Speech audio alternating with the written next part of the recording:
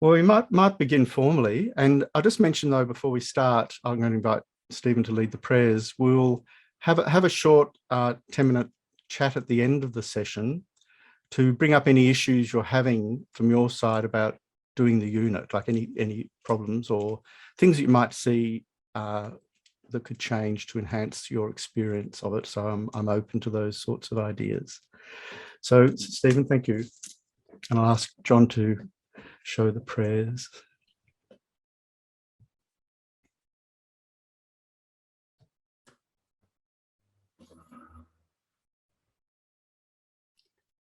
Praise to Shakyamuni Buddha, to the founder, the endowed transcendent destroyer, the one gone beyond, the foe destroyer, the completely perfected, fully awakened being, perfect in knowledge and in good conduct, Sugata, knower of the world, supreme guide of human beings to be tamed, teacher of gods and human beings, to you, the completely and fully awakened one, the endowed transcendent destroyer, the glorious conqueror, the subduer from the Shakya clan, I prostrate, make offerings, and go for refuge.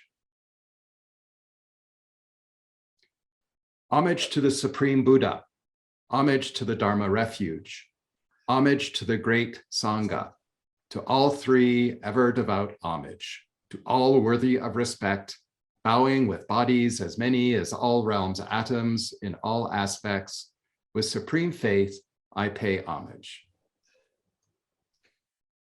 Do not commit any non-virtuous actions. Perform only perfect virtuous actions. Subdue your mind thoroughly. This is the teaching of the Buddha. A star, a visual aberration, a flame of a lamp, an illusion, a drop of dew, or a bubble, a dream, a flash of lightning, a cloud, see conditioned things as such. Through these merits, may sentient beings attain the rank of all-seeing, subdue the foe of faults, and be delivered from samsara's ocean, perturbed by the waves of aging, sickness, and death. The heart of the Perfection of Wisdom Sutra. I prostrate to the Arya Triple Gem. Thus did I hear at one time the Bhagawan was dwelling on Massive Vulture's Mountain in Rajagriha, together with a great community of monks and a great community of bodhisattvas. At that time, the Bhagawan was absorbed in the concentration on the categories of phenomena called profound perception. Also at that time, the bodhisattva, mahasattva, Arya, Avalokiteshvara looked upon the very practice of the profound perfection of wisdom and beheld those five aggregates also as empty of inherent nature. Then through the power of Buddha, the Venerable Shariputra said this to the Bodhisattva, Mahasattva, Arya, Avalokiteshvara. How should any son of the lineage train who wishes to practice the activity of the profound perfection of wisdom? He said that, and the Bodhisattva, Mahasattva, Arya, Avalokiteshvara said this to the Venerable Sharadvatiputra. Shariputra, any son of the lineage or daughter of the lineage who wishes to practice the activity of the profound perfection of wisdom should look upon it like this, correctly and repeatedly beholding those five aggregates also as empty of inherent nature. Form is empty. Emptiness is form. Emptiness is not other than form. Form is also not other than emptiness. In the same way, feeling, discrimination, compositional factors, and consciousness are empty. Shariputra, likewise, all phenomena are emptiness, without characteristic, unproduced, unceased, stainless, not without stain, not deficient, not fulfilled. Shariputra, therefore, in emptiness, there is no form, no feeling, no discrimination, no compositional factors, no consciousness. No eye, no ear, no nose, no tongue, no body, no mind, no visual form, no sound, no odor, no taste, no object of touch, and no phenomenon. There is no I element, and so on, up to and including no mind element and no mental consciousness element. There is no ignorance, no extinction of ignorance, and so on, up to and including no aging and death and no extinction of aging and death. Similarly, there is no suffering, origination, cessation, and path. There is no exalted wisdom, no attainment, and also no non-attainment. Shariputra, therefore, because there is no attainment, Bodhisattvas rely on and dwell in the perfection of wisdom, the mind without obscuration and without fear. Yeah. Having completely passed beyond error, they reach the end point of nirvana. All the Buddhas who dwell in the three times also manifestly, completely awaken to unsurpassable, perfect, complete enlightenment in reliance on the perfection of wisdom. Therefore, the mantra of the perfection of wisdom, the mantra of great knowledge, the unsurpassed mantra, the mantra equal to the unequaled, the mantra that thoroughly pacifies all suffering, should be known as truth, since it is not false. The mantra of the perfection of wisdom is declared. Tayata, Om, Gate, Gate, Paragate, Parasamgate, Bodhi, Soha. Shariputra, the Bodhisattva Mahasattva, should train in the profound perfection of wisdom like that. Then the Bhagawan arose from that concentration and commended the Bodhisattva Mahasattva Arya Avalokiteshvara, saying, well said, son of the lineage. It is like that. It is like that. One should practice the profound perfection of wisdom just as you have indicated. Even the Tathagatas rejoice. The Bhagawan having thus spoken, the venerable Sharadvati Putra, the Bodhisattva Mahasattva Arya Avalokiteshvara, and those surrounding in their entirety, along with the world of gods, humans, asuras, and Gandharvas, were overjoyed and highly praised that by the spoken by the Bhagawan.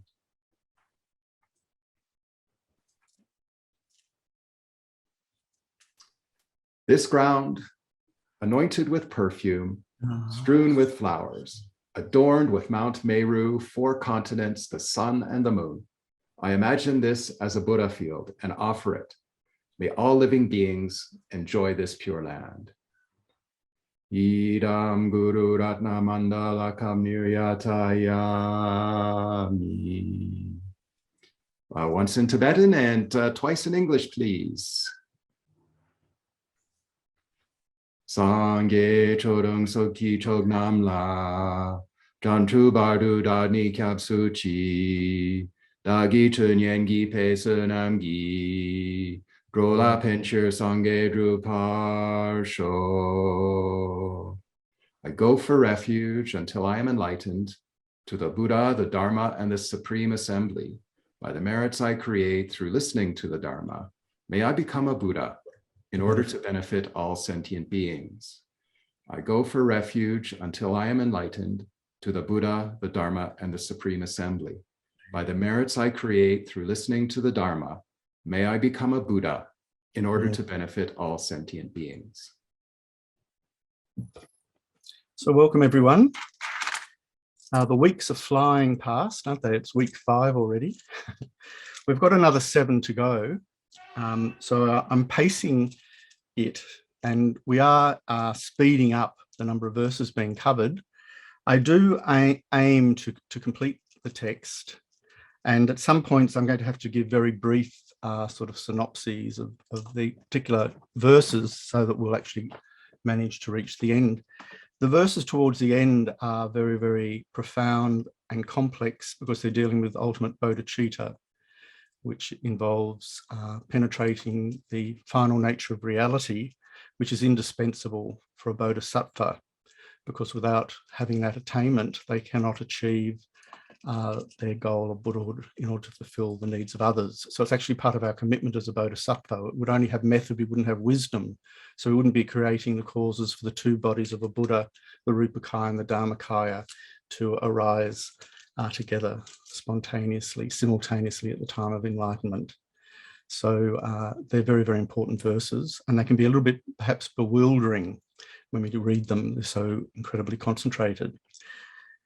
I wanted just to touch here on a question that Dani asked, and she was wondering what my reference was in relation to verse 16, where I mentioned that we're also creating the karma of being separated from helpful and loving friends if we forcibly convert someone from their religious belief.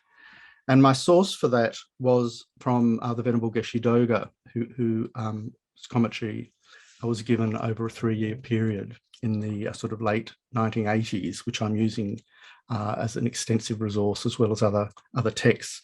So Geshe Doga said, there is a karmic cause for this separation. Instead of feeling sad and depressed, I should focus my mind on something else, i.e. the cause that we did something to disrupt the relationship this person had, perhaps a student-teacher relationship, or between close friends, or between master and servant. And at this point, Geshe Doga added, this includes actions whereby you tried to convert others who followed religious traditions other than your own. Our actions brought conflict and problems to other people's lives.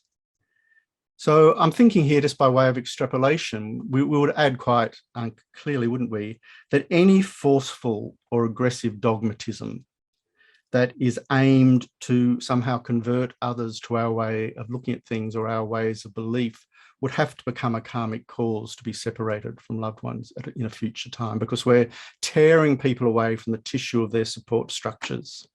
And this is something that we have to do, to consider very, very sensitively. And I just thought to mention here that we're living in an age of, as we call it, cancel culture, aren't we? Where we have a kind of grandiose power conferred upon us by the mouse. And we can click someone out of existence with almost no consideration. And that if we unfriend someone, they can be grievously wounded. And we don't even know, because we're no longer their friend. We can't even see their responses anymore. So there's a kind of apparent impunity to this kind of damaging role that we can have to separate people away from us according to not conforming to our belief structures. I also wanted to touch on the complication in verse 7 regarding the role of self-cherishing and self-grasping, because I spent a considerable amount of time comparing the different Geshe's accounts. And my purpose in doing that was very deliberate, because I prefaced that with a very powerful quote by Guy Newland, saying that we don't consider the meaning of terminology at our own peril. And this is doubly the case for us in Western context, because we're often dealing with Tibetan and Sanskrit terminology, which doesn't have precise translation values in our own language. And so we're already in some ways handicapped in getting the meaning clear. So Geshe Doga, when he presented this topic, reinforced the general difference between self-grasping and self-cherishing. He said, self-cherishing, self-grasping. Self-cherishing attitude refers to our very strong sense of ego, our selfish thoughts and concerns. Whereas when we say self-grasping, this is a mistaken view of the way the I or the self exists. We need to be able to distinguish between these two, because these two attitudes working together are the source of all the problems, all the troubles we have in life. And we need to understand their role in terms of our own experience. So that's the general presentation. However, in the context of verse 7, there is a particular interpretation. So verse 7 said, uncontrollable wandering through rounds of existence is caused by our grasping at egos as real. This ignorant attitude heralds a demon of selfish concern for our welfare alone. So at this point, we have in the lojong tradition, self-cherishing is prioritized as the cause of samsara, not self-grasping, which we just described earlier as this innate clinging through ignorance to an inherently existent I. And self-cherishing is foregrounded because it's exactly that is blocking us from becoming liberated, and because of that, preventing us from performing any of the actions that are going to lead towards becoming enlightened for the benefit of others. So it's blocking us from our bodhisattva goal as well. It's a very serious problem. And the grasping at egos as real in this context isn't referring to innate self-grasping ignorance, but it's referring to a a kind of, it's very hard to put into words, it's performing actions which are so unskillful that they're not going to result in any virtue or any enlightenment. It's because of the self-cherishing attitude being ensconced in our very heart, all of our actions of body, speech, and mind are afflicted and cannot operate towards the goal of liberation and enlightenment. And so that's kind of role of the body, speech, and mind actions are serving the principal self-cherishing attitude ensconced within us. So there's still a kind of a very close relationship there. But then I pointed out that the different geshes actually give alternative and contrasting interpretations of these two. So we need to nuance our answers appropriately. And that's why I mentioned at the beginning, for those who've come online a little bit later, that we're not looking at sort of absolutely right or absolutely wrong answers, because there is wriggle room here as part of the tradition. I also just want to say a few introductory words about what we can call definite emergence. One of the words we get a lot in our texts is renunciation. And that's problematic in English, because to renounce something is to give it up and to step away. And so even though there's a certain action involved, it's fundamentally a passive action. It's a relinquishing of something that wasn't being held before. This isn't the meaning in Dharma terms at all. It's a much more subtle meaning. So this can become obvious when we consider that the root of great compassion is definite emergence. It's precisely because we don't understand the troubles the mind, that we don't understand what troubles our mind, that we are unable to generate definite emergence. Great compassion is the direct antidote to self-cherishing, and it cannot arise unless we have some sense of definite emergence, or loosely translated as renunciation. So the term definite emergence is often translated as renunciation, but this doesn't really capture the meaning. Definite emergence refers technically to one of the four aspects of the noble truth of cessation. So one of the third noble truth of the Buddha. And to quote Alex Berzin, a true cessation is a definite emergence from all sufferings and their causes, and not just a partial or temporary emergence. Although this emergence arises in layers and stages, because the unawareness and misconceptions about how we, others, and everyone indeed exist are deeply ingrained as habits and tendencies, nevertheless, their total removal so that they never recur is possible. This is because they are not parts of the nature of the mind. They are fleeting taints because the mind by nature is pure. So this gives us a clear idea of why definite emergence is the root of great compassion. It's because true cessations are possible that liberation from afflicted karma and illusion is possible. Indeed, it establishes that liberation is certain. In other words, that portion of the mind that is free from a portion of the afflictions is truly liberated, in that it cannot give rise to the afflictions again under any conditions. That's what a true cessation means. In this sense, that mind of true cessation, it's technically not a mind because it's a permanent phenomena of true cessation, but anyway, to just sort of speak roughly, that portion which is able to carry a true cessation can no longer function as a source of suffering. So because all beings without exception equally share this capacity to achieve true cessations by following a true path, it follows that all beings without exception are capable of being fully liberated. Therefore, that they're still found mired in suffering is a source of great compassion, because we keenly and deeply recognize that such suffering can be eradicated from its roots. If it couldn't be eradicated from its roots, great compassion wouldn't really have any valency other than being an attitude or sympathy or feeling sorry for the predicament of beings.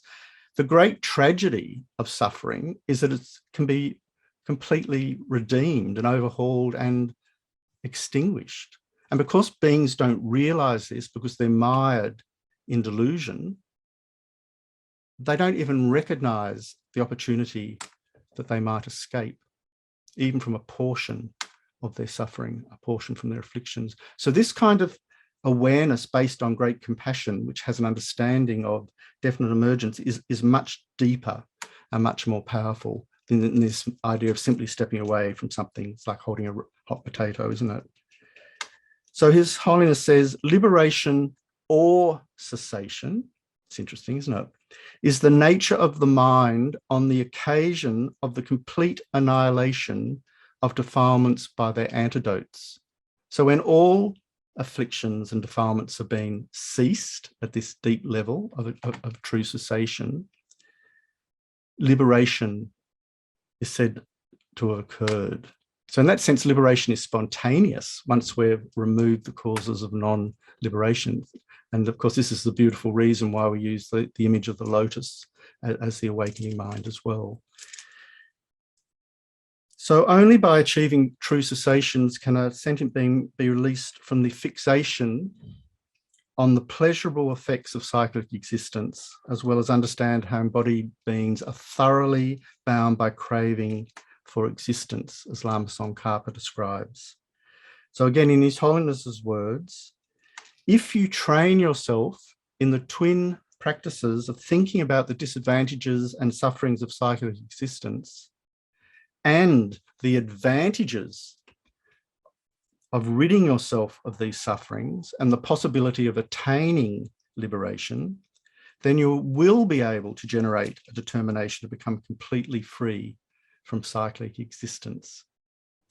And so it's at this point that we're uniquely positioned to generate for the first time great compassion and indeed great love that regards all sentient beings fondly, intimately, as does a mother her precious child. Hence, we have no choice, if we're truly compassionate, other than to tackle our self-cherishing head on. We're now back to the wheel of sharp weapons, because this is the real enemy preventing us from not only not benefiting ourselves, but not benefiting anyone else. And together with this, we must also generate the wisdom realizing emptiness in order to achieve such wondrous aims, because it's only on the basis of having a direct cognition of emptiness in meditative equipoise that we're able to achieve a true cessation. And that's why we call beings bodhisattvas on the path of seeing exceptional, holy, or superior beings, because they're no longer ordinary beings, because they're now eliminating from their very core, from the very seed, the afflictions and the causes of those afflictions. They're cutting them at the very base of their root, so they can no longer arise again. So we'll do the Tonlen meditation now. Ask John to screen share. Thank you. So with these thoughts, this is really my motivation, thinking how wonderful it would be to generate this great loving kindness and great compassion. We perform the visualization while we're reciting. De Sun Lama Tuje Chen Magu Drowe Di Dri Dugnau Kun Maludata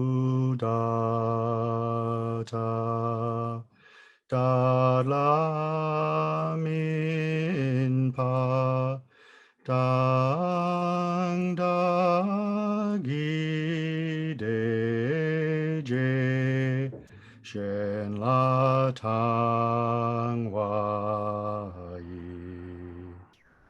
dro kun de dang dem pa jin gi lo de na je sun lama tu je chen ma gu dro e dig dri dung nel kumalu da ta da la min padang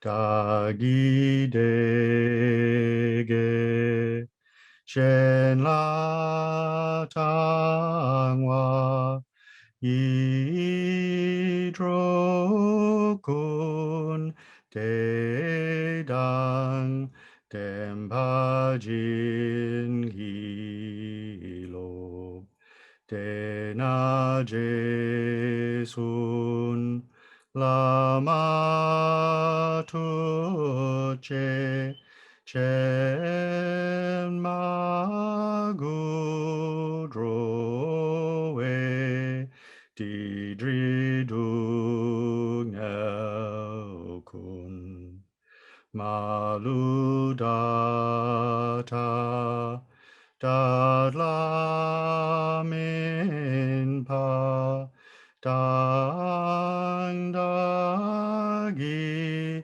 de je zhen la tang wai dro kun de dang dem pa jin gi lo dro kun de dang dem pa jin gi lo.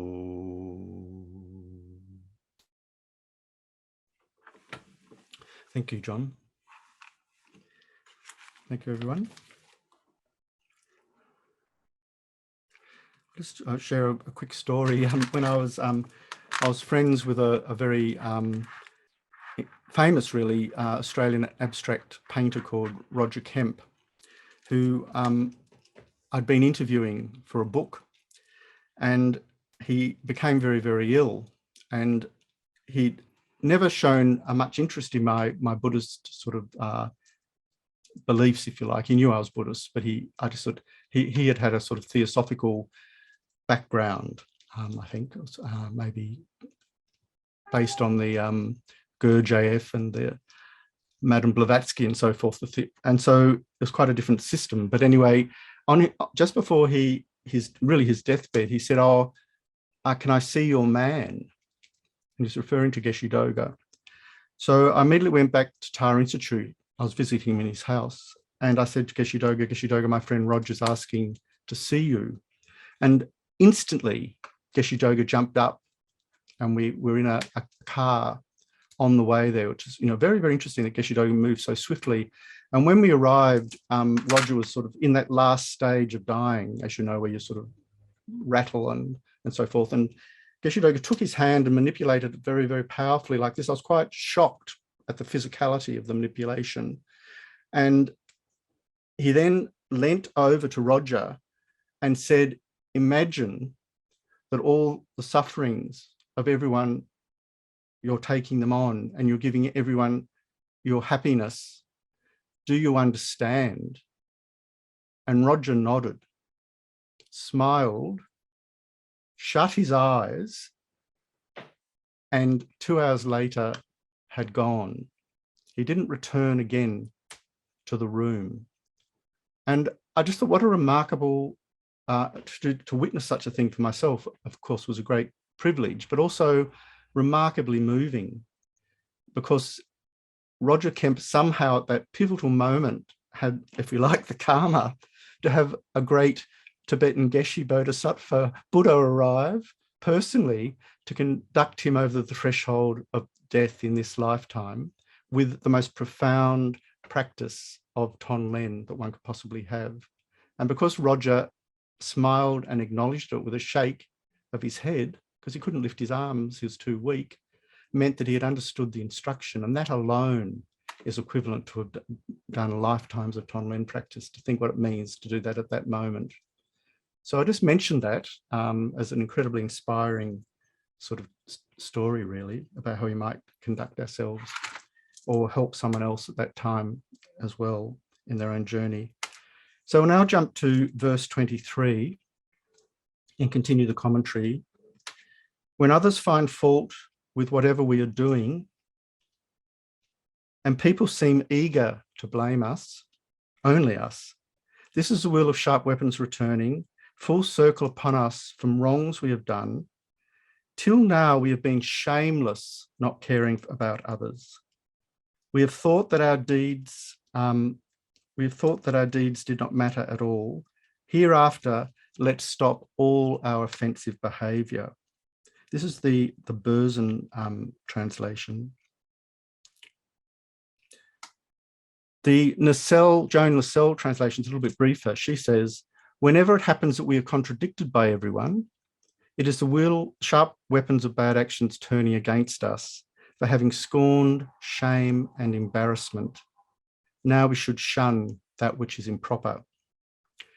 So the reference here to shamelessness, not caring about others, or in the alternative translation, having scorned shame and embarrassment in our pursuit of our own happiness. So the reference is to having shamelessness, not caring about others, or having scorned shame and embarrassment, indicates that till now we have been shameless and devoid of embarrassment in our pursuit of our own happiness, even when it proves destructive and offensive to others. So henceforth, this verse is asking us, we must cultivate a sense of shame and a sense of embarrassment. And I want to mention here that the idea of shame and embarrassment here have a very powerful, poignant dharmic meaning.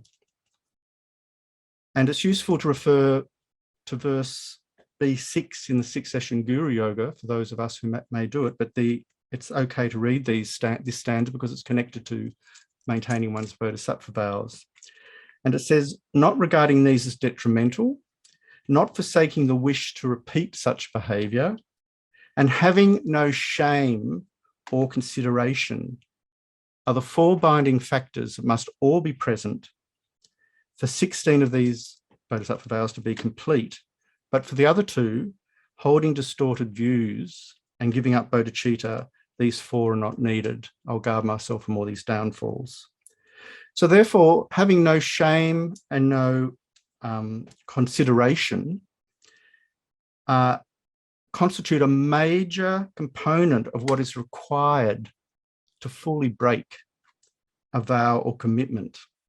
As Geshe Doga indicates, the very fact of our lack of shame or consideration, translated by the Venerable Joan as embarrassment, signals that we regard our action as faultless.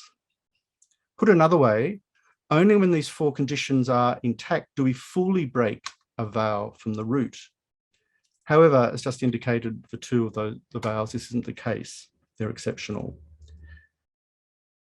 So for ceasing to hold, and the reason why that's exceptional is the very thought to break our bodhisattva vow is already a full infringement. And this says something about the way in which the vow is involved in a promise, a pledge from the outset to work solely for the benefit of others. So as soon as we think of stepping back from that commitment, we have utterly broken that vow.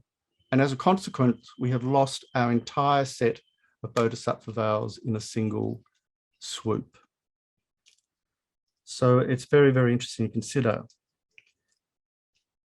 So Tsongkhapa quotes from Shantideva's Guide to Bodhisattva's Way on this point, and he says, if I have committed myself to it, i.e. bodhicitta, and I fail to do the work, I have deceived all these sentient beings.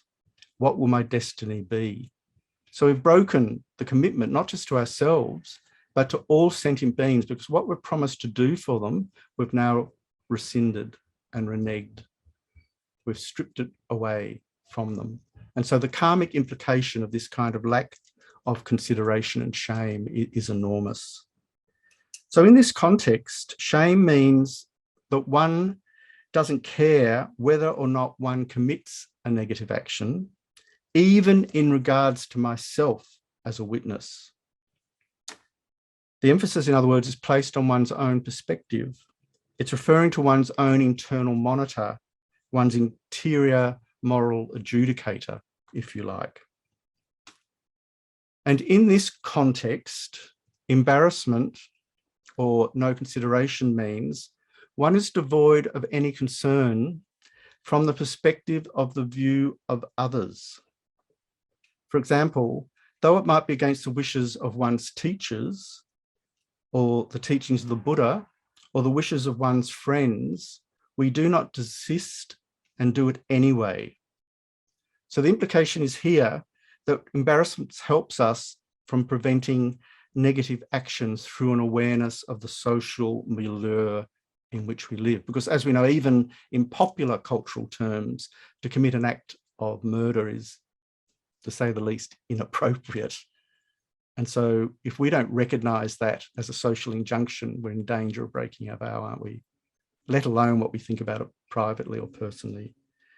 So embarrassment in this context is to refrain from actions by thinking about the views of others, like our spiritual teachers and parents. And this is why it's very interesting in that when we do the Tonglen meditation, we can visualize our Buddha, Guru Buddha, if you like, on the crown of our head. But it's also very useful as we go about our daily activities to think of the Buddha in that position. And as we're about to do a negative action, think to ourselves, what's Buddha thinking at this moment? We're that close to the Buddha. You know, how come we're able to consider doing something that's such a direct violation of loving kindness, for example? So on this basis of having consideration to the thoughts of others, we're motivated to avoid negative actions. Therefore, in this context, shame and embarrassment are considered incredibly positive things, positive forces. So it's different from the kind of bodily shame, I'm using these words in inverted commas, that we might have due to a kind of complex about our physical appearance in the world. Some people, you know, I'm ashamed of my body, I can't be seen in public, for example. This is a different kind of shame, and to the one we're talking about in this very pure sense of maintaining our vows. So this verse is saying that if we lack shame and consideration, we proceed to perform an act, even if we know it to be negative, anyway. So we might describe this scenario as perverse in that despite even knowing what shame and embarrassment might mean, nonetheless, we're prepared to override them and go ahead with the action. We know it's not socially acceptable to do this. We know that in our heart of hearts, it's a really so-called bad thing to do, but hey, I'm going to do it for whatever reason right now. This is the problem. So what the heck, I don't really care.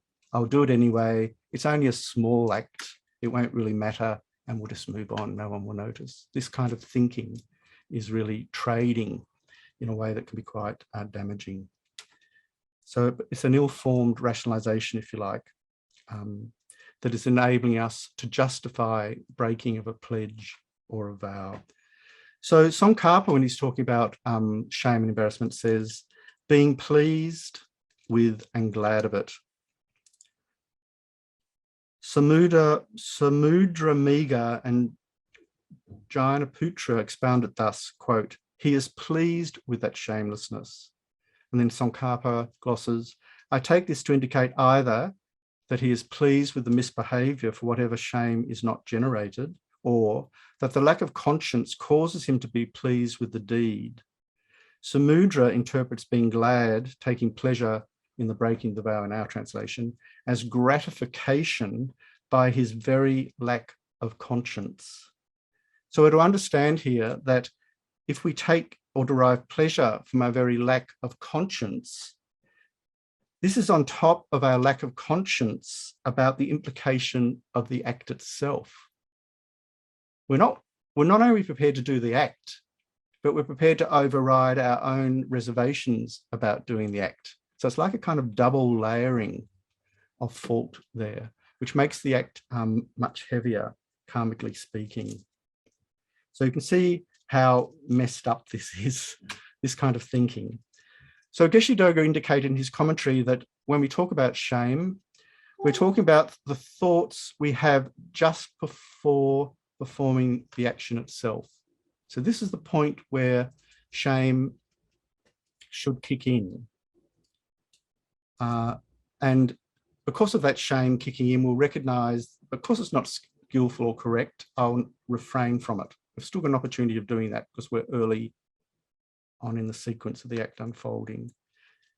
We realize that it isn't good for us and that it has serious negative consequences.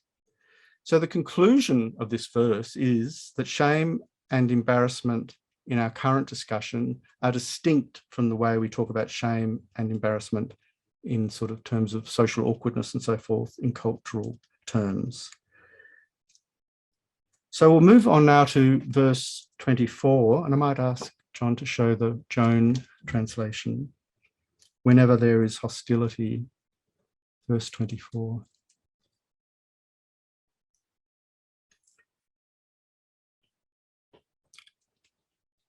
The next one, actually. Yep. Whenever there is hostility, as soon as our servants gather together, it is the sharp weapons of bad actions turning against us for having plied our miserably bad disposition everywhere. Now we should be good-natured to everyone. So it's almost comic to consider this verse, isn't it? Because the idea of plying our miserably bad disposition, I think everywhere, certainly does capture some of our miserable behaviour from time to time, where we inflict our bad moods, we call them, don't we, on others in a thoughtless manner. We're plying them. We might even be imposing our negative moods on people in order to get them to respond in a way that reinforces our feeling of being badly done by, which somehow gratifies our self-pity, self-cherishing, and so forth. So here we can think that people who ply their bad dispositions can also be the boss from hell, the corporate psychopath, the overzealous, cruel jail warden. And we think of the cantankerous head nurse in One Flew Over the Cuckoo's Nest. She sadistically, for those of us who've seen that very famous film, rations and confiscates the inmates' cigarettes and suspends their card-playing privileges at her merest whim in a selfish bid to maintain total control over their lives. Those unfortunate inmates who have been legally, enforceably committed to her tyrannical care. So this verse, in other words, is particularly relevant to those of us in leadership roles. Even sort of parenting is a leadership role, isn't it? And we have to, despite our current efforts, even if we're being attacked by others, not generate anger and hatred. So the conclusion of the verse is we must become more aware of how we habitually or compulsively ply our miserably bad dispositions everywhere. And we must also constrain our negative states of mind from spreading like an infection into the social body, the world around us. We have a responsibility there. And so His Holiness says, to merely greet someone with a smiling face as you pass them in a street is an act of incredible generosity. And I'm sure we do this, but if you do, you'll realize that people who have had a stony, withdrawn, even very unhappy face, we often find this with lonely people, also sometimes very elderly people who are living with some form of physical isolation or challenge. Just to have that smile is an exceptional moment in their day, and it becomes a doorway to having a conversation with them. And it can't be underestimated, the significance of that. And so if we're practicing in this way from a bodhisattva's perspective, we're also doing the Tonlen meditation secretly, and we're making the commitment that we're going to care for this being in all future lives and communicate only beneficial words to guide them towards the ultimate goal of enlightenment in the future. So this karma will ripen in that way. So I was going to refer to Marlon Brando in Apocalypse Now as another monstrous example of applying one's bad disposition everywhere. I don't think I need to go into details, but that kind of despotic, monstrous mania that he has to yield total control over other people's lives is really just simply a theatrical elaboration of our usual self-cherishing modus operandi. It's either writ large or it's writ small, but it's the same operation. So the talk of servants there needn't therefore be taken literally. I don't know, some of us may have servants, but we're sort of able to say that anyone, for whatever reason, is in a subordinate or dependent position is effectively, in the terms of this verse, a servant, because where we have greater power, greater dominion, and for whatever reason. So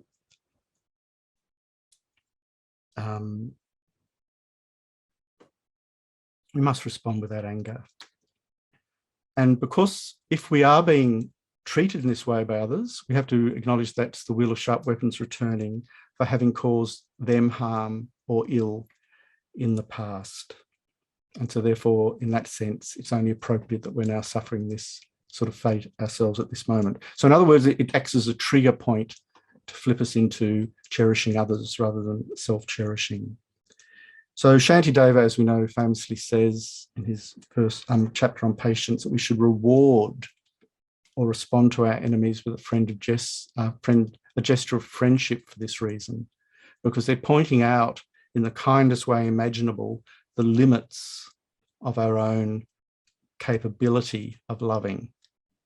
If we find ourselves generating anger or negativity towards them, that's the exact measure of self-cherishing that we need to work on. So they're our guru manifesting to show us that our practice is yet to be completed. So we should be delighted at that opportunity. We can also consider more deeply with the Tonlen sort of meditations, what do we achieve by retaliating? Retaliation gives us no advantage and only creates more and more problems. So it's best to remain calm and control our actions of body, speech, and mind. This safeguards our inner peace and happiness. And so we proceed from that basis. So even if we're being accused or attacked by a powerful figure, we keep our equanimity intact. So the last line, we should work to diminish our deceitfulness and guile. Berzin calls it pretension. And it means holding our faults back, disguising them, in other words, in order to maintain our reputation or to make some material gain. So sometimes brute force people hide their brute force motivations behind a veneer of niceness or friendship in order to get the advantage of you, and then they go for the kill. So this is the idea of deceit being used here by a powerful figure. So again, this is a characteristic of self-cherishing. It looks for the weakest point, massages it until the defenses are down, and then it grabs its prey. There's something quite sort of calculating and cunning in self-cherishing in this way. So we need to be aware of these capacities within ourselves. And I just want to mention here a very famous local story of someone who did have this kind of pretension. I can mention her name because it went through the court systems and was all through our media, and I think John will know it. She was called Belle Gibson. you remember the Belle Gibson case, John? She was a young woman who pretended not only to have had a brain tumour, but to have cured herself from a brain tumour using diet. And on the basis of this conjuring act, she had forged a multi-million-dollar franchise deal with Apple watches when they were first emerging, because her dietary program was going to be sort of a click option to do with counting your calories and so forth on your Apple watch. Anyway, it was detected that she had pretended, she'd faked having a brain tumour, and she nonetheless had built up a wellness empire worth millions of dollars. And part of this was a charity where she'd promised sending substantial sums of money towards various charities. None of that money was sent and none of that money arrived. When finally exposed, she did confess and she said none of it's true, but she'd fooled even Apple executives. She'd been flown by Apple to America to assist with the installation of her software program. She made over, many, many hundreds of thousands of dollars. After the ruling, the prosecutors in the case and public health advocates warned the public that there are a lot of scams out there when it comes to health and wellness. But you'd have to say that she constitutes a very sort of extreme example. We're going to move on now to verses 26 and 27. I'm going to consider them together. We can go with the Joan translation if you like. Whenever we're sick with consumption and edema, it is the wheel of sharp weapons of bad actions turning against us for having unconscientiously misused donations against rules. Now we should abandon misappropriating property and the like. And the second, whenever our body is struck suddenly by a contagious disease, it is the sharp weapons of bad actions turning against us for having performed deeds that degenerate our pledges. Now we should abandon non-virtuous actions. So consumption here, it seems to be sort of in medieval Buddhist medical cosmology, if you like, a reference to interfering sicknesses rather than specifically tuberculosis. So it's a more generic term. And Berzin translate edema as gout that has swollen our legs. In any case, we're dealing with chronic disease. So the point of these verses is that while we're inflicted with chronic disease without any choice, we do, however, have the capacity to create and control our own mental suffering. As Shantideva says, if we can do something to solve the problem, we should find and apply it. And if there isn't, then Shantideva asks, why should we worry about it? The other way of working with the situation is to understand one's situation from a karmic perspective of cause and effect. We're experiencing the outcomes of our own past actions. Now you notice that the verse 26 also refers to having misappropriated property and the like, as well as degenerating our pledges. So these are moments where it's incredibly good to practice Tonlin meditation when we are sick, and considering that we might have a misappropriated property and broken pledges as a cause for our illness, take on all the broken pledges and all the stolen property stolen by others on behalf of them, and give them pure karma to have resources and healthy bodies and so forth in their place. So we don't just sort of immerse ourselves in our sickness. So we need to be skillful here. Believing in karma doesn't require that we adopt a passive fatalism. When I was a young university student, I met a couple of friends who were, shall we say, spiritually inclined. And we had what turned out to be quite a ferocious argument, because my friends said that if it was someone's karma to be poor and to be in the gutter, then leave them there because that was their karma. And I was arguing that you can't leave them there. Even if it's their karma, you need to help. And Geshe Doga gives the same example. If someone's beating you on the head with a stick, and that's the karmic consequence of having maybe injured that person with a physical weapon in a past lifetime, it doesn't mean you have to passively undergo being bashed. It means that you can skillfully deflect the weapon, but not with a mind of revenge or hatred. So we need to be skillful here in how we approach responding to these situations. And so we've got another reference here to, can we go down to 20,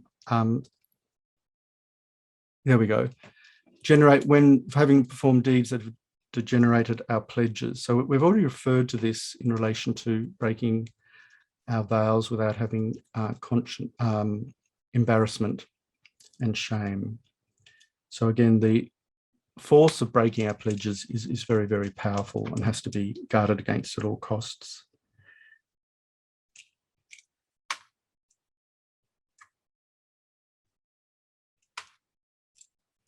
So Tsongkhapa says in relation to vows, he says, don't be careless with them. Don't think I can break this vow this one time and purify it tomorrow. He says, first, consecration is important and properly obtaining the pledges and vows, then endeavouring to guard against lapses and vigorously repairing any root pledge you may have broken despite your endeavour. Then, having done that, with pledges and ordination intact, studying, contemplating and cultivating the mantra path. This is Vajrayana's vital point. So we need to respond in a dynamic way if we've broken our pledges. So on the same point, Geshe Nawandagi says, has been emphasised before, it's extremely important to know how to keep our various pledges and precepts that we've taken, specifically with regards to generation and completion stage tantric vows. They can be likened to building a house. In order to build a house, first of all, one must have a suitable site. The site or the ground upon which one can build can be likened to a proper keeping of the precepts and pledges on the basis of which one builds the practice of the stages of generation and completion. In the words of Ralo Dorje Drug, the great interpreter and tantric practitioner, quote, without keeping the pledges and precepts, there is no attainment of the siddhis. Those who do meditate but who do not keep pure moral discipline do not know the vital or central point of the practice. Again, please do not forget, but bring them to mind again and again. And Geshe Doga on the same point says that Cessation yoga is to be regarded as incredible and profound because it incorporates all the commitments, both particular and general, pertaining to the 5 Buddha families. And by engaging in this yoga, we understand and revise our vows and commitments on a regular basis, daily basis. So these are really important points to take to heart. So, conclusion of these 2 verses, having unconscientiously misused donations against the rules, we must now resolve to abandon misappropriating property and the like. And having performed deeds that degenerate our pledges, we resolve to now on abandon all non-virtuous actions. And in reference to the sicknesses that we've incurred as a result of having performed those actions, transgressive actions, we acknowledge that they're karmically incurred. So we immediately utilize the occasion of our illness to intensify our spiritual practice, particularly of Tonglen. Effortlessly, then, everything falls into place. After all, we all have to die, etc. So move now to verse 28, thank you. Whenever, it can be the Venerable Joan translation, I think, 28.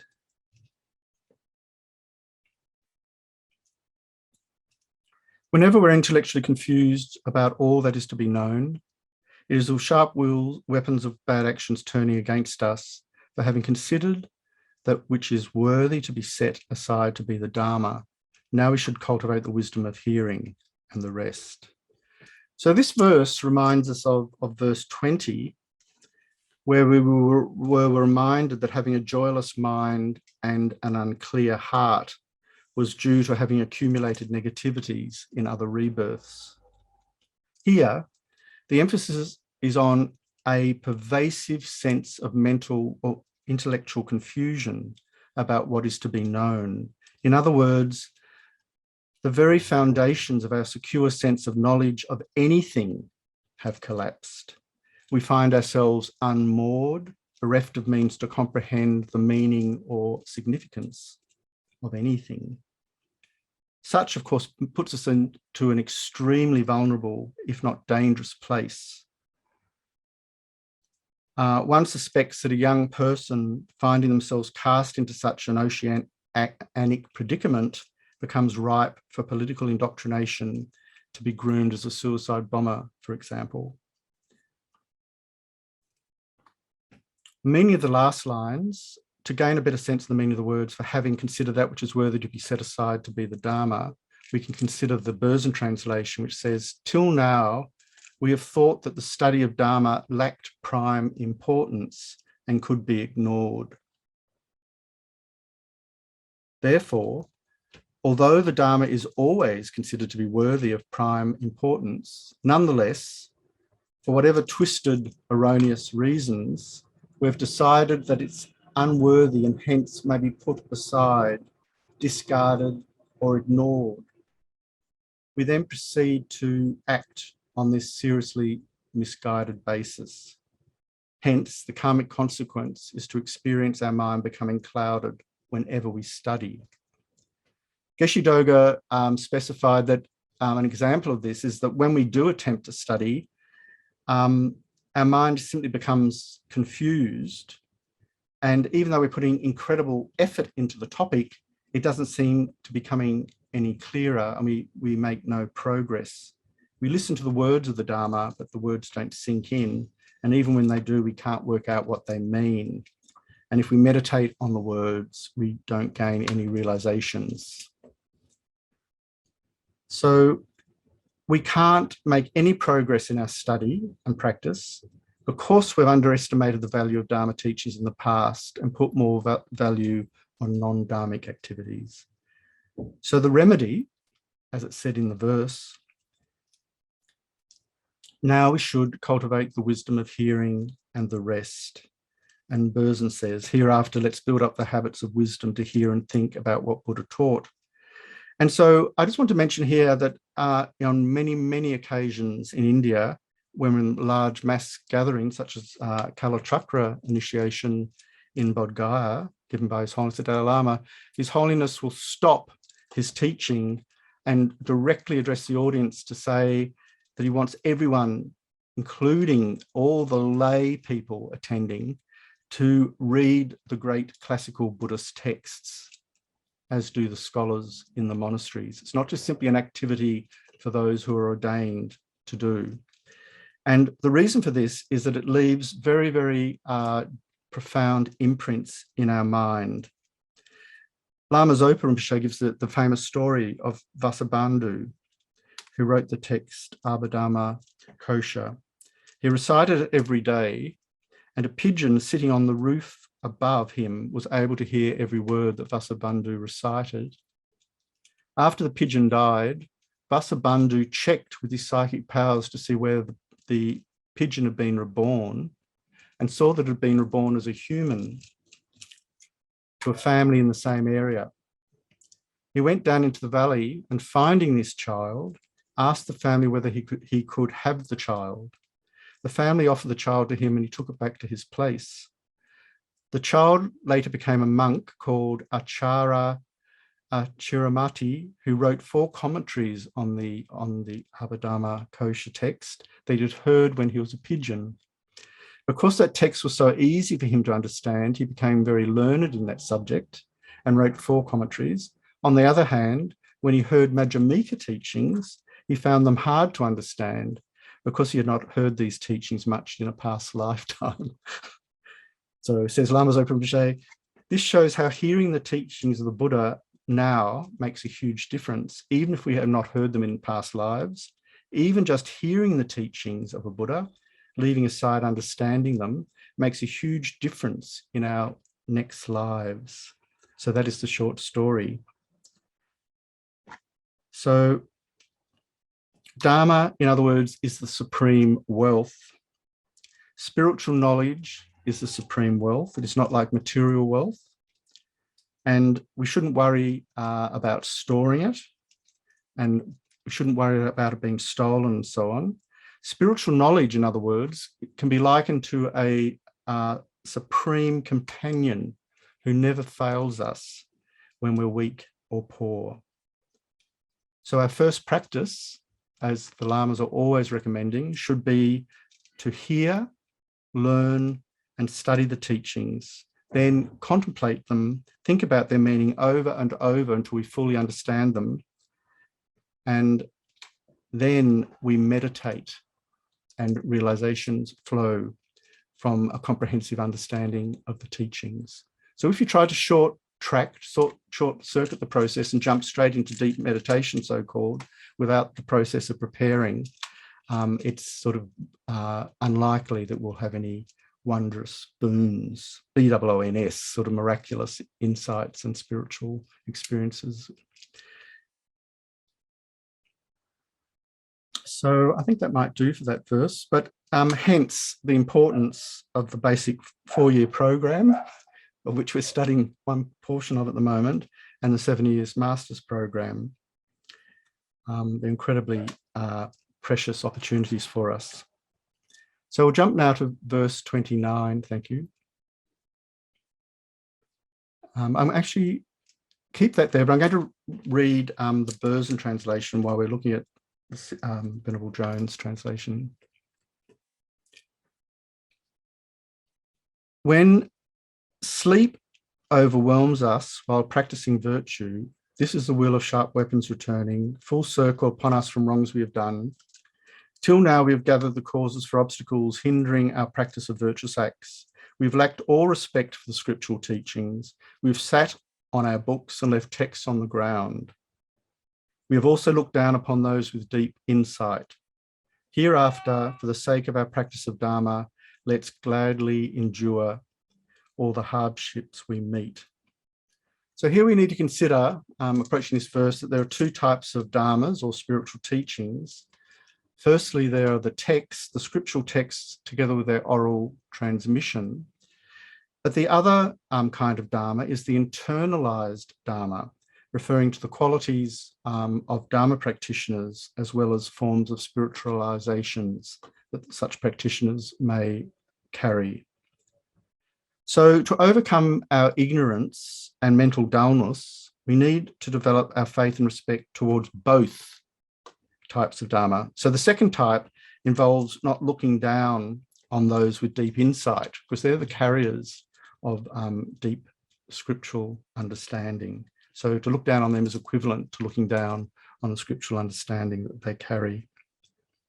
I just want to mention here how remarkable it was when the Tibetans were fleeing over the mountains to seek refuge in India during the Chinese occupation, that they weren't necessarily able to carry many things, and what they could carry were the things most essential, obviously, and so their robes were incredibly important, but also many of the Sangha carried Dharma texts as their primary object to rescue.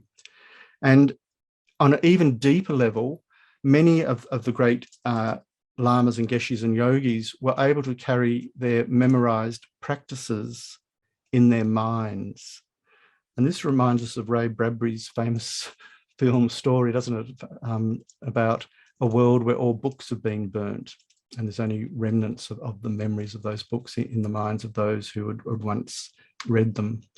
So the ability to rewrite down a text that's been memorized into a physical form is obviously the most remarkable offering of the Dharma that we could imagine.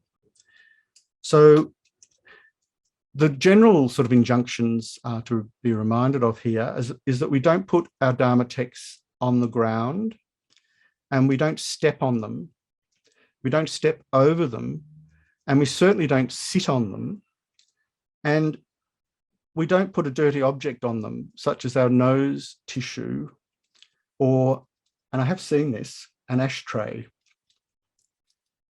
So such actions undermine and put down the worthiness of the Dharma text. So Geshe Doga recommends that this same care should be extended to the holy books of other religious traditions, because they also benefit humanity and have the potential to help others become better people and eliminate their sufferings. So likewise, we should stop criticizing and looking down on other spiritual practitioners, because such causes disrespect and confusion in our own minds.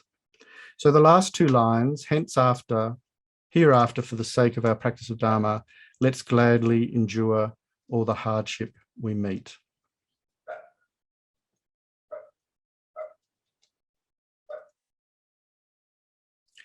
So Tisha said, I gave up my princely life and underwent hardships for liberation.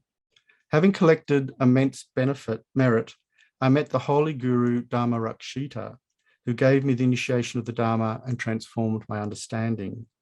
Without being biased, I have perused all the tenets and have found, during this time of 5 generations, the Dharma of changing self-cherishing into cherishing others, the most effective precept. Atisha gave this teaching, one I've just quoted, solely to the Upasaka Dromtompa, who was skilled in taming those in remote lands. Atisha said that although he gave tantric initiations to his other disciples, he could entrust the lojong teachings only to Dromtompa. The essence of lojong practice is to try to bring the teachings and the mind together. That's the reason I'm quoting this story. If there's a gap between them, the essence of the teachings is absent, is not present. So the model example here, of course, is our own teachers, our own gurus. And I was going to read out a story about some of the experience that our teachers had in Buxa, which was the ex-World War II concentration camp in the tropical jungles of India, northern India, technically, I think it might even been Burma at the time. It was, or just over the border from Burma. And they were incredibly harsh conditions. And many of the monks there died of tuberculosis and other infectious diseases. There was no quarantine areas, and they lived in very crowded communal sheds, actually, with straw as their bedding. And they received international food packages, mainly from the USA and Europe. There were no vegetables to eat, only onions, flowers, lentil and oil. So times changed when Dzong Rinpoche arrived in Buxa. He would do many pujas, and the place became a better place, apparently, and debates began to be held and so forth. So there was no electricity in Buxa, and the monks talked about using oil lamps, making ink from the smoke that came off from the lamps, making a small paper chimney over the flame and collecting the soot, mixing it with sugar and water to make ink. Bamboo was then used to make pens and cut a certain way that would make very beautiful, elegant script. The powdered milk that would arrive in food packages came in sacks made of various layers of paper, which we would use, carefully clean, take apart and flatten using something heavy placed on top. Once flattened, these could be cut into the size of pages And in that way, we started to make copies of the texts we had in Buxa. So how incredible is this story about how the need to preserve the precious texts was foremost in their mind. So as we know from stories of our own teachers, Lama Yeshe, Kabje Zopa Rinpoche, and my own teacher Geshe Doga, and many of our own Geshis, of course, were all living at Buxa during this time. So our final resolve from this verse should be not to show the slightest disrespect towards the Dharma and its practitioners, and to be prepared to undertake any hardship in our pursuit of the Dharma. So even if we have to walk on a pit of fiery coals to hear one word of the Dharma, we should be prepared to do so. So verse 30, whenever there is a liking for the afflictions and great distraction, it is the sharp weapons of bad actions turning against us for not having meditated on impermanence and the shortcomings of psychic existence. We should develop strong repulsion for psychic existence. And the Burson translation is very similar. He says, whenever our mind wanders greatly and runs towards delusions, this is the wheel of sharp weapons returning full circle upon us from wrongs we have done. Till now, we have neglected to meditate fully on defects pervading this transient world. Hereafter, let's work to renounce this existence and see the impermanent nature of things. So the question we ask here is what's involved in meditating fully on defects pervading this transient world? Clearly, this is something that we have failed to do, given that our minds still indeed wander greatly, referring to our capacity to be sensually distracted so that we very quickly or easily run towards delusion. So, I mean, I don't really need to labour the point, but an example would be we're studying our Dharma text and someone sends us an SMS. I hope everyone's smiling. And we immediately read the SMS and start replying to it and have completely forgotten what we're encountering on the page of the text. So Geshe Doga indicates that the thought of wanting to have an object that appears attractive to our mind is itself the sign that desire has arisen. So the fact that that SMS message appears so appealing is a sign that how quickly desire has arisen. But we can also talk about our desire to maintain youthful beauty. And we can also talk about the way in which desire and anger go hand in hand, because desire thwarted or frustrated leads to innumerable emotional problems. So here I want to quote Lama Zopa Rinpoche, who refers to samsara as a pleasant park. He says, the pleasure that these aggregates experience depends on external objects, but in reality, our feelings are only in the nature of suffering. When we meet the sense objects, we label this as pleasure, but in reality, it is not pure happiness or pure pleasure. We see samsara as a pleasant park. For example, when poor people who either work very hard or don't have a job or home look at rich people, they think it pleasant. They see the cars, TVs, swimming pools and companies, factories and businesses of the rich. And from the outside, the poor people don't see any suffering. They feel attracted to the lives of rich people who have many material objects, friends and people surrounding them. The wealthy people have power and reputation, and the poor people find a lot of attraction because from the outside, it seems there's no problem of suffering, that it appears that the rich people seem to have a happy and successful life. But materially, they may be successful, but they don't have success in regards to happiness and freedom from problems. The reality is completely different, and they have so much suffering. So the Lamas say this often in relation to the West. When Geshe Doga visited one of our mega malls, I think I mentioned this on the first teaching, he saw everyone frantically running around buying things and asked some of the students who were accompanying him, why is everyone so unhappy? But we take the ability to shop in a giant shopping mall as a kind of the epitome of success and freedom. So it's kind of interesting to take Lama Zopa Rinpoche's words on board. So this leads back also to our discussion last week regarding the tyranny of ordinary appearances. And it also refers back to our lack of understanding of definite emergence, which I described at the beginning of this talk. To start to see the faults in ordinary appearances, to detect the fracture lines, as it were, requires stepping back and identifying the causes of samsara themselves. We must accurately identify the faults. These are taught extensively in the middle scope of the Lam Rim. And a very powerful way of approaching this is to study and meditate on what His Holiness calls the essence of Tsongkhapa's teachings, namely the three principal aspects of the path.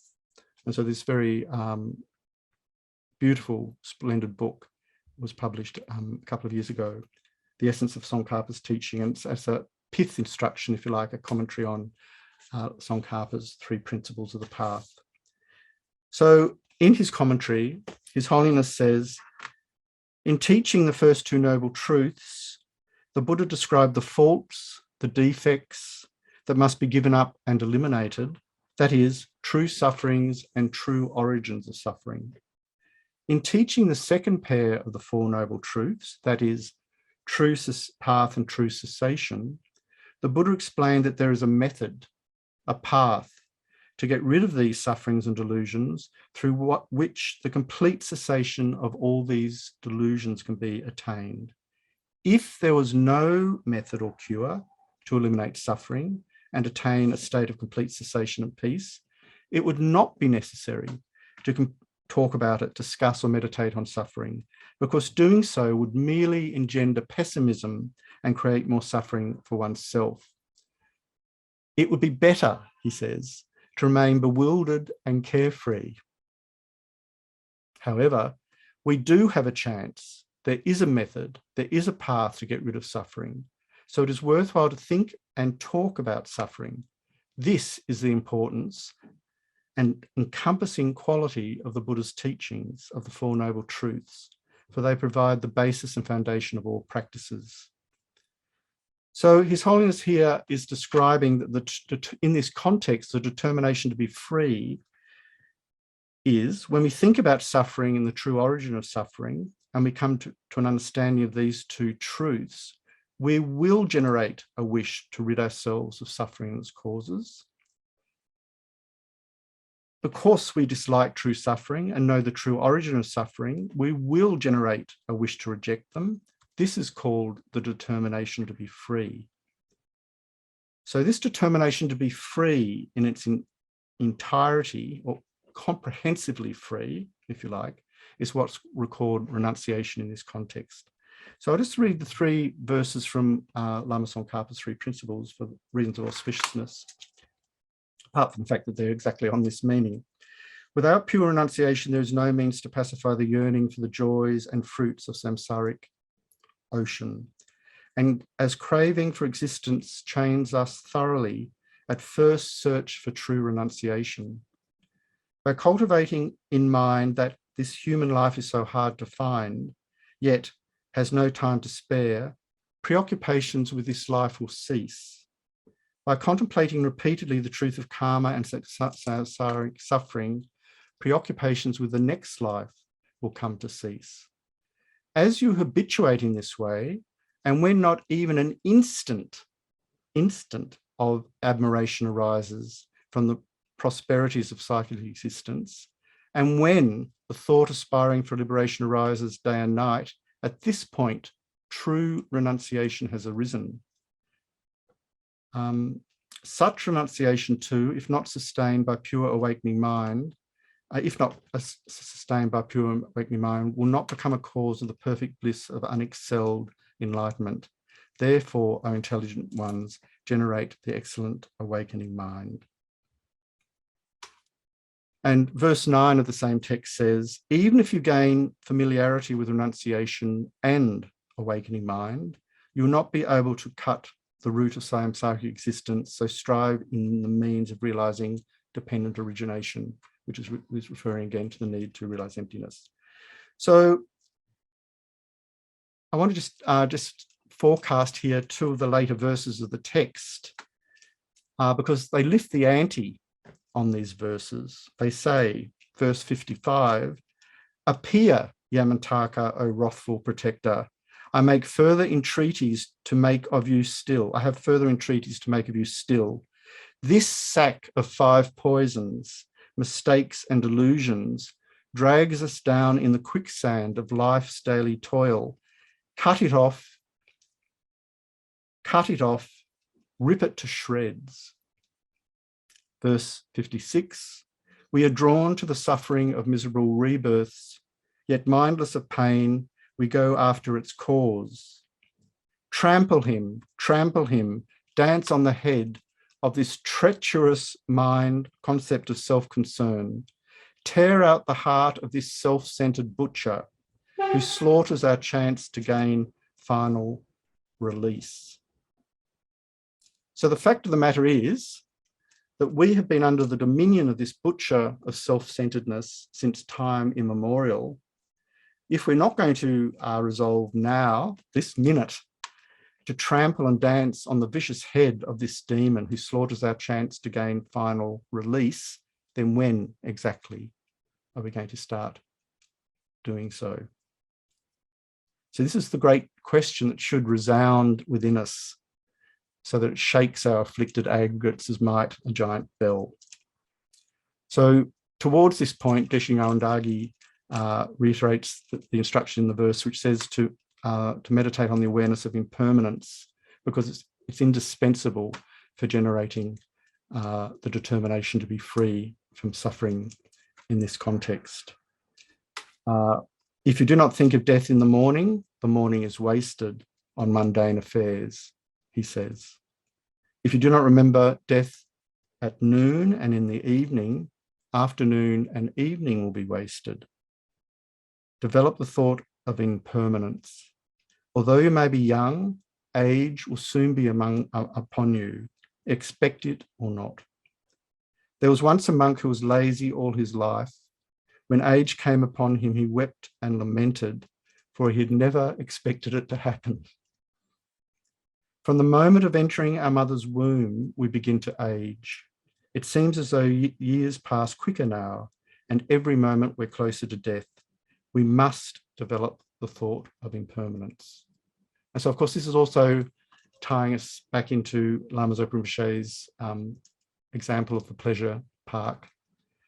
We invest everything in these pleasures, but because they're impermanent by nature, it's like holding sand between our fingers. It just slips through and away. These things, by their very nature, can't be held onto. And even if we can hold on to them somehow desperately during our lifetime, definitely at the time of death, we have to surrender them. So surrender them now. So verse 31, whenever, no matter what we do, we fall into decline, it's the wheel of sharp weapons of bad actions turning against us for having disregarded actions as well as cause and result. Now we should strive in actions of forbearance and so forth.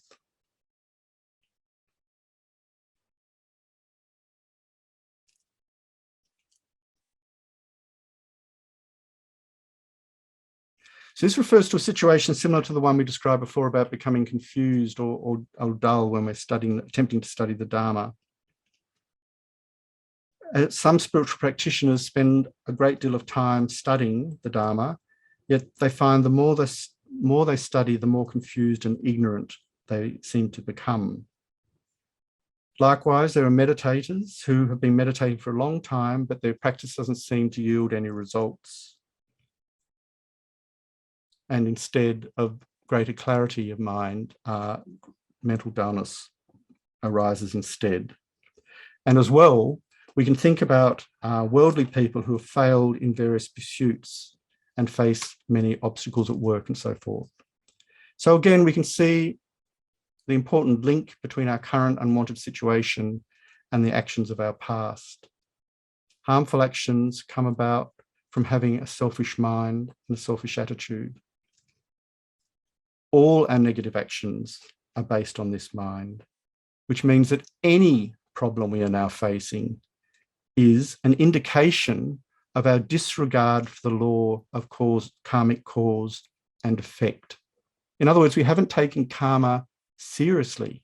We might know about it, but we're not actually operating according to an understanding of how it works in our own life and experience.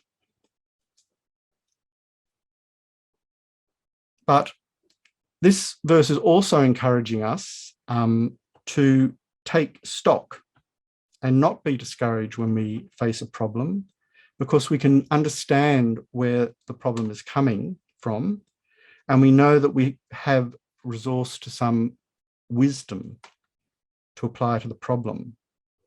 So this kind of dynamic resource or approach to tools that will help us deal with the problem is much better than feeling helpless and, as Geshe Doga said, letting tears fall from our eyes. So we must adopt the right way of thinking, and in particular, we must adopt a practice of ethics, meaning that we don't harm others. This is what's meant in the last line of this verse when it says, we must strive, practice with patience and strength. So I might finish here. We're up to verse 32. And I was going to cover a few more verses today, but I'll do so next week. So the text is going to change its focus soon. It's going to sort of shift its threshold. That's the way I look at it. And instead of asking us to identify, diagnose really, as does a doctor, an illness, through looking at the symptoms, what's going on and how we might remedy it, which is what we've been doing in kind of case-by-case experiential basis, which we can extrapolate, of course, in our own ways. It's going to adopt a kind of magisterial sternness and start bashing us over the head with and I mean that violently. I mean, so I'm using vivid imagery here because the tone of the text becomes invective. It becomes rigorously assertive and delivers blow after blow after blow to the vital point of our self-cherishing. So we need a sort of internal strength to face that when we're studying this text. And that's why I have been very gentle and cautious, if you like, to lay out a large terrain as we proceed forward, because the text is very, very direct and very demanding in the most exciting way, as it turns out. So I might ask John to lead the concluding prayers now, and then we'll have a discussion related to the business end of the course together. And then I'll hand you over to Stephen to conduct the usual discussion period. Thank you, Stephen.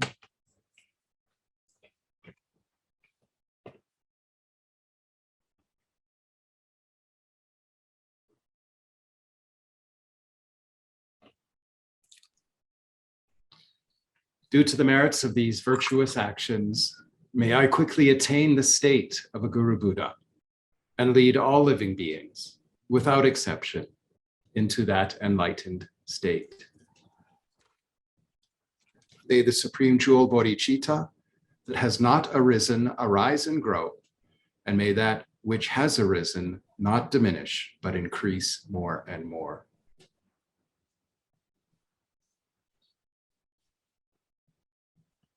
Long life prayers for His Holiness, the Dalai Lama, the wish-granting, wish-fulfilling jewel, source of every single benefit and happiness in this world, to the incomparably kind Tenzin Gyatso, I beseech, may all your holy wishes be spontaneously fulfilled. Lama Zopa Rinpoche, you who uphold the subduer's moral way, who serve as the bountiful bearer of all, sustaining, preserving, and spreading Manjunath's victorious doctrine, who masterfully accomplish magnificent prayers honoring the three jewels, Savior of myself and others, your disciples, please, please live long.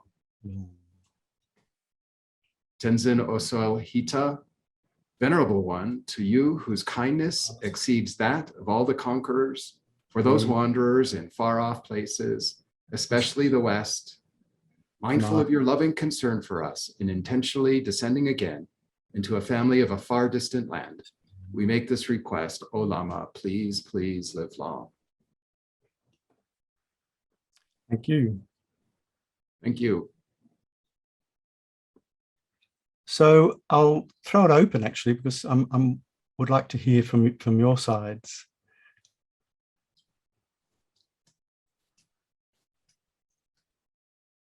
Are you happy with the way things are going? Yeah, sorry, I need to click on my mouse to get names. Doris, you wanted to say something yet? Thank you. Please don't take offense to my reference to slog. Yes. I say that every course. It's always slog. Oh, really? Yeah. Oh, that's all right. I was just playing. Yeah. My thoughts on papers or out of my mouth, you know. Yeah. No, it's all right. I'm not interested in pointing fingers or anything. It was an interesting word though, isn't it? Yeah. It's a loaded word. So Thank you so much, Venerable. Lewis, did you want to say something or Zila? Oh, Karen. Hi. Hi. So this is my first night with you, and I'm really grateful to you for bringing in so many different sources for each of these verses. It's very, very helpful to me. And it's clear to me that you've given us a lot of thought, so I appreciate your own thoughts, and I hope to see you again next week. Thank you. It'd be, of course, you'll have an opportunity to go back if you have time and watch some of the earlier talks as well. Yes, and I also want to say that for me, this is very, very late, even though it's not quite 11 yet. So I'm going to just kind of fade out if you don't mind. Yes, that's fine. Thank you very much. Thank you. Yeah. Doris? I was just waving goodbye to. Oh, thank you. Oh, thank you. So, Stephen.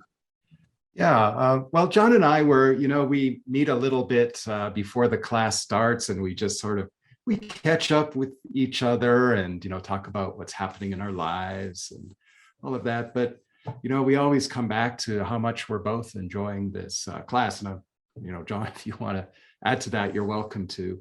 And I think one of the great things about it is how it's so complementary to the prior basic program classes that we've taken. There was 3 before this with Venerable George Churanoff, which had a pretty strong academic component. And so it's so interesting to see more of an experiential and directly affecting component to this. Not that academic study doesn't have that repercussion eventually, but here it's very direct and visceral. And I really appreciate that. That's quite wonderful. And, I think we both agree that you bring a special affinity to this particular practice and this text. And so that's also a wonderful thing about how you're presenting this, bringing in personal anecdotes and so on, and just making it more kind of, more immediate. So that's what I'm really enjoying. But I also like you bring a great wealth of academic experience and knowledge, and just as just as Karen said, it's wonderful to have the different, to dive into the different quotations, try and find what text they came from, and then, read a little bit more about it. So that's what I'm finding. That's one of the wonderful things about studying, is that it ceases to be a dry activity very, very quickly. I see it as a profoundly creative activity, because you'll find that you'll open another Dharma book and it invariably falls open at the page that you need it to. And it will suddenly illuminate a point that you're wishing to receive some elucidation about. And well, I want some more elucidation. You didn't answer my question. I would like to know where in the Dharma, in the text, in the text, where is that says that you're disparaging the Dharma by like you gave the example of you led some guy astray, yes, Christian guy. I want to know an exact reference in the text to that. Like the Vinaya or something. It was regarding to splitting up friends. I know what it was regarding. I want to know where in the Vinaya. It came from Geshe Doga's commentary on that verse. So it was an oral source. Yeah, it was from Geshe Doga's transcript to that. If John wanted to, Stephen, elucidate. I could send the transcript, Geshe Doga's transcript for that week. I just checked the Higher Institute website. Unfortunately, they haven't got those transcripts online. So I'm going to... Oh, don't do that. I think that's great. Thank you. Yeah, because it's valuable to have multiple resources. You'll find I couldn't find that. Yeah, but as I said, it's a matter of extrapolating too, because I gave the example of any dogma that you forcibly exert as a controlling mechanism on another is effectively splitting them from their support. And therefore they run the hazard of becoming unsecured or dangerously lost or fragile. And we know this in the case of domestic abuse. I use very practical examples here, where one party will continually denigrate the other party until they lose all sense of dignity and worth, and then they'll begin to physically dominate by throwing them against the wall and so forth. And so there's a kind of really destructive process here. But the initial phase of that process is knocking down everything that that person says as somehow real or true to them, completely undermining their ability to have a stance, in other words. And so my story about my friend who was a Christian, I told that from my heart, because when you sit quietly in meditation or retreat, some of these things come flooding back to haunt you in a very vivid way. And it didn't occur to me as a young person what I'd actually done, what I'd risked doing, because I had never been a Christian who had come from a deeply Christian family. As I mentioned, the boy's father was a church minister, a respected church minister. He'd grown up in this milieu and a loving support. And I had sort of come in like a demonic sort of debater from some strange, bizarre place and quietly poked away at his belief system, using all of my abilities to bring it undone, which is not much better than Bell Gibson's fake brain tumor, really, because I was it's really unpleasant. And I think I'm ashamed to recall that I did that. And it never occurred, I was doing it in the name of better good. Somehow you shouldn't be Christian, because it's not a very, this is my thinking at the time. I was a sort of dialectical Marxist, I think, from memory at that particular juncture, and sort of in a completely different social wavelength. And so I didn't see the impact of it. But looking back on it now, I can see that. And there's another verse that's going to come up where we look at destroying someone's home equally as damaging, because if we take someone's home away from them, we take away their sustenance, their abilities to be safe and to survive. And even taking away an animal's home does this. So when we clear fell forests and so forth, the karmic responsibility for this is going to be shown in a later verse, where we become homeless as a karmic wheel returning. in a future life because we've stripped away the domicile of others. So it's a matter of extrapolating from the teachings and finding examples. So part of analytical meditation isn't necessarily strict, follow this point, but it's allowing the points to trigger reflections and memories, for example, and then to work on those memories. And so in the meditations on anger, for example, the instruction when we're studying Shantideva is to meditate on the anger. Now, that doesn't mean we generate anger in order to meditate. It means that we allow ourselves to recollect the experience of anger and then look at its aspects. And in order to do that, we might have to reconjure a situation where we're angry, and that might involve envisaging or restaging the setting where we did get angry towards a particular person. So we put the person in the meditation, we generate the circumstances that led to our anger, and then as we recollect the anger, we look at its aspects and we try to gather what it is that anger's doing to the appearance of that object at the time. And it's definite that that object is being made unpleasant. In fact, according to anger, it's being made repellent. And people gesture like this, don't they? No, no, don't come, don't need, stay away, stay away, stay away. That repudiation, that forcing away is the dynamic of anger. And so we have to be really brave in our practice and look at these things in a very clear manner. But by the same token, in a delightful way, we look at the mind of loving kindness as wishing to hold and protect with the same, incredible spontaneity and freedom. Yeah.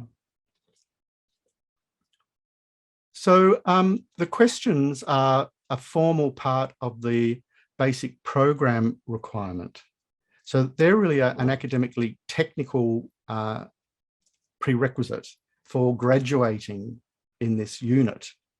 And so Stephen's the sort of formal administrator of that in conjunction with the centre, because the centre, not me, will confer the graduates their graduation certificate for this unit, which they then add to their other certificates.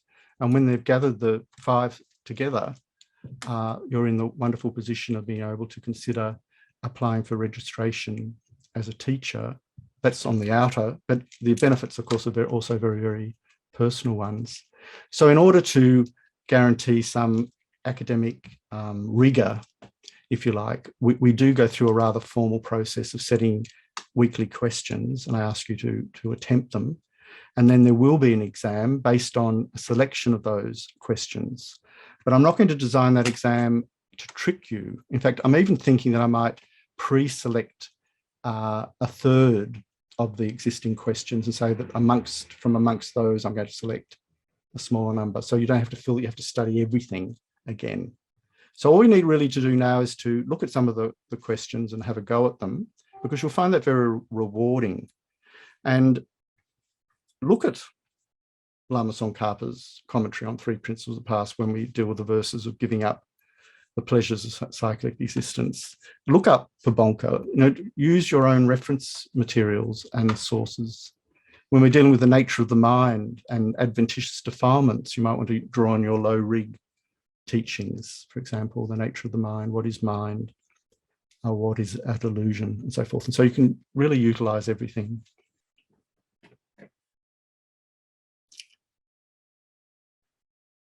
Thank you. So I will drop away magically now using technology. And I think it's very important, if you can, to share with Stephen